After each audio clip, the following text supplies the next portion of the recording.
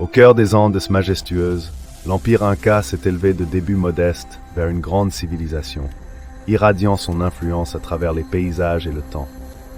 Plongé dans une saga de stratégie, de révélations célestes et d'un esprit inébranlable qui inspire toujours.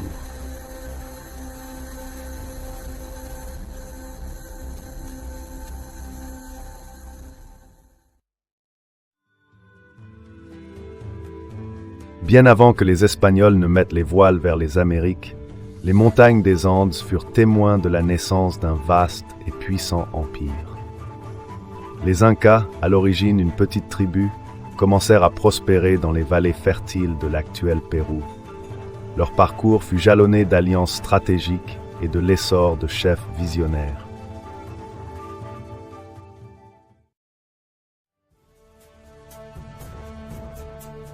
Le premier grand pas vers l'expansion eut lieu sous la direction ambitieuse de Pachacuti Inca Yupanqui. Animé par la vision d'un royaume unifié, il mena les Incas à travers de gigantesques projets de construction et des batailles, transformant Cusco en cœur de l'Empire.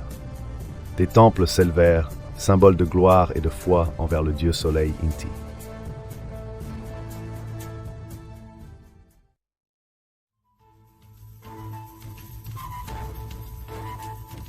Des campagnes successives plongèrent les Incas dans de rudes conflits avec les tribus voisines. Leur approche était autant diplomatique que militaire, assimilant cultures et traditions diverses. À mesure que l'Empire s'étendait, ses routes et ponts reliaient des terres lointaines, incarnant l'unité rêvée par Pachacuti.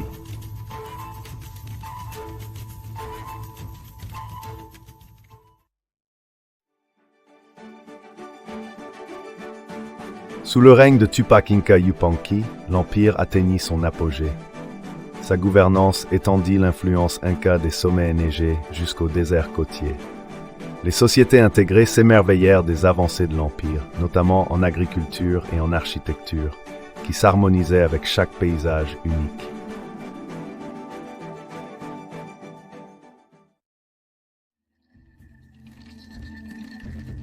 Les innovations agricoles des Incas transformèrent leurs terres en sources prospères de subsistance. Les champs en terrasses, témoins de leur ingéniosité, fleurissaient dans les vallées et sur les pentes, chaque niveau débordant de maïs, de pommes de terre et de quinoa. Cet environnement florissant soutint une population croissante.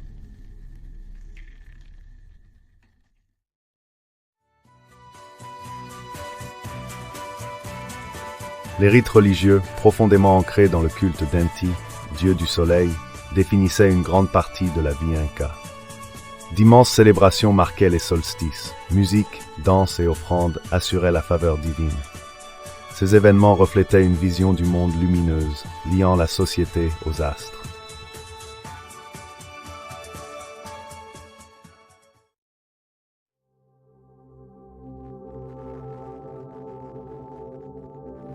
Sous l'égide de leurs empereurs, les Incas poursuivaient le vaste savoir cosmique offert par les cieux.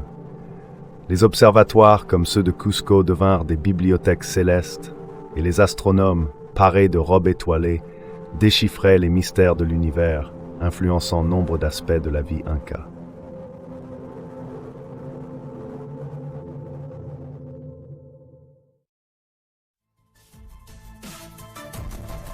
Administrativement, l'Empire prospérait grâce à une structure de gouvernance sophistiquée qui atteignait jusqu'aux recoins les plus isolés. Des inspecteurs parcouraient le vaste réseau routier pour assurer loyauté et efficacité, tandis que le quechua s'imposait comme langue unificatrice de communication et de culture.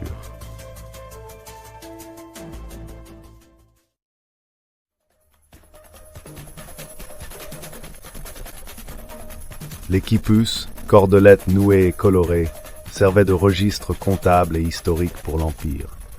Savoir et messages circulaient sur ces filles portées par les chasquis, messagers infatigables traversant montagnes et vallées pour faire battre le cœur de l'Empire au rythme de leurs pas.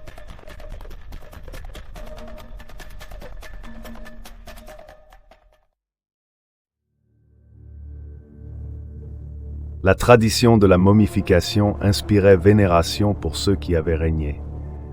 Les momies ancestrales n'étaient pas de simples reliques. mais comptaient comme membres actifs de la société, consultés lors de cérémonies, incarnant la continuité de la sagesse et des conseils à travers les générations.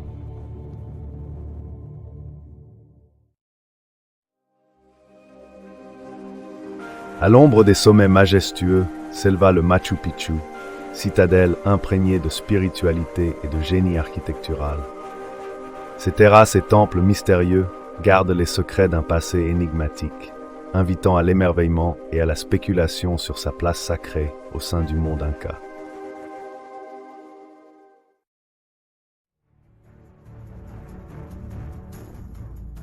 Malgré sa splendeur, la ténacité de l'Empire inca dut affronter des défis internes, notamment des luttes de succession au sein de la lignée royale.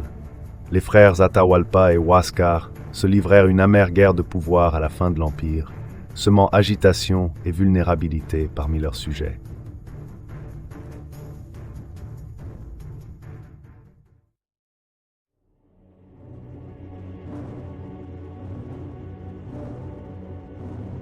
Alors que la guerre civile faisait rage, une nouvelle menace surgit de l'Est. Étrangers aux yeux incas, les Espagnols menés par Francisco Pizarro débarquèrent sur les côtes péruviennes, porteurs d'armes et de stratégies inconnues, ouvrant la voie à une fin inattendue du règne inca.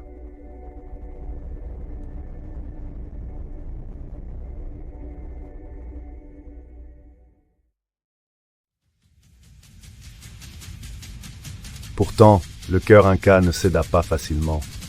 Les batailles pour l'Empire firent rage entre montagnes et vallées.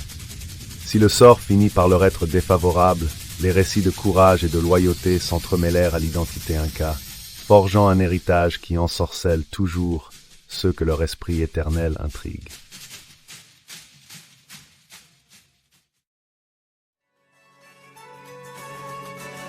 À mesure que l'Empire s'éteignait, la culture inca laissa une empreinte indélébile sur la terre et ses habitants.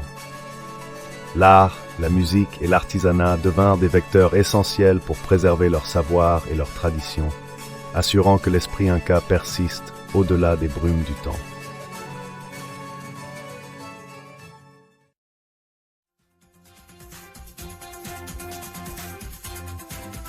Aujourd'hui encore, l'héritage de la civilisation inca insuffle la vie au cœur culturel du Pérou. Festivités et langues, tissées des fils d'un passé inca, rappellent au monde que si l'Empire est tombé, son âme se lève éternellement à chaque lever de soleil sur les majestueuses Andes.